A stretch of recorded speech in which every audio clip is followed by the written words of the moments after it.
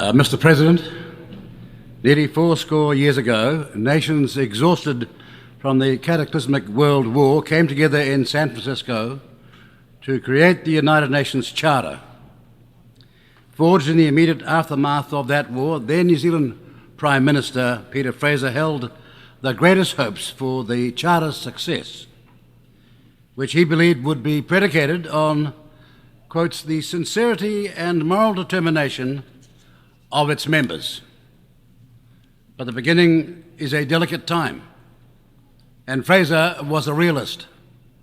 He understood the Charter was imperfect. From the earliest debates in San Francisco, New Zealand fought against the veto rights bestowed upon the great powers.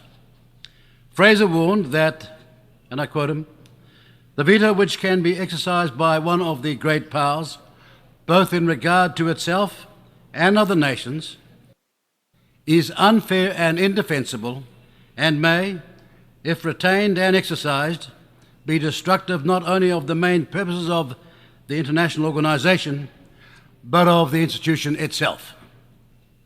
Fraser knew that the United Nations Charter could only be secured with the great powers' agreement. And though he considered the Charter imperfect, he thought those imperfections could be overcome if the spirit of San Francisco is carried into the operation of the Charter. The spirit of San Francisco incorporated the hope that the great powers behave prudently, for as Winston Churchill said, the price of greatness is responsibility. But today, the spirit that created the United Nations Charter is sagging under the weight of its own potted history.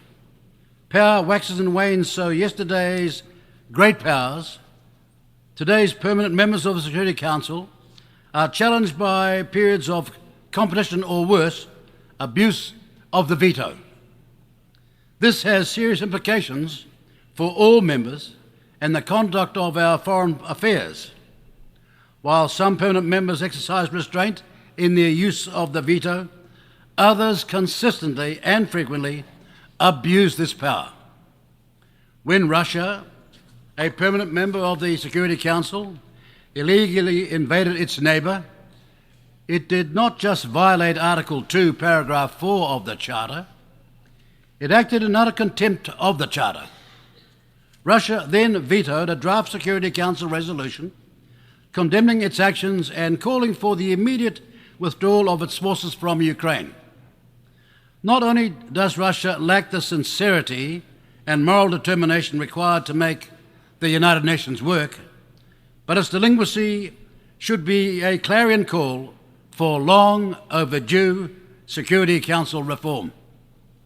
As Prime Minister Fraser said back in 1946, when referring to the veto's risks, quotes, "It is very bad if one nation can hold up the advancement of mankind," unquote. The world of 2024 looks very unlike the one of 1945. And so our collective institutions need to evolve and reflect contemporary realities. We need a United Nations Security Council that looks more like today's world. And we need veto reform. Tensions and imbalances between the desire for a rules-based international order that protects small states against aggression and the unjustified exercise of power by certain great powers have only grown these past 8 decades. Yet small states matter now as much as they did then. New Zealand holds the foundational belief that all states are equal and that our voices matter as much as the most powerful states represented here. It is the quality of our arguments and the principles of justice that inform them, not the size of our militaries, that should hold sway here. We smaller nations face many of the same challenges and share the same concerns. As my colleague from Singapore, Dr. Vivian Balakrishnan, put it at this year's East Asia Summit Foreign Ministers meeting in Laos, The problem for us is that every small state that wants territorial integrity to be respected, that wants its political independence to be guarded, that depends on the UN Charter to plan long-term, must view an invasion of a smaller neighbour by a larger neighbour as full frontal point of anxiety. We agree.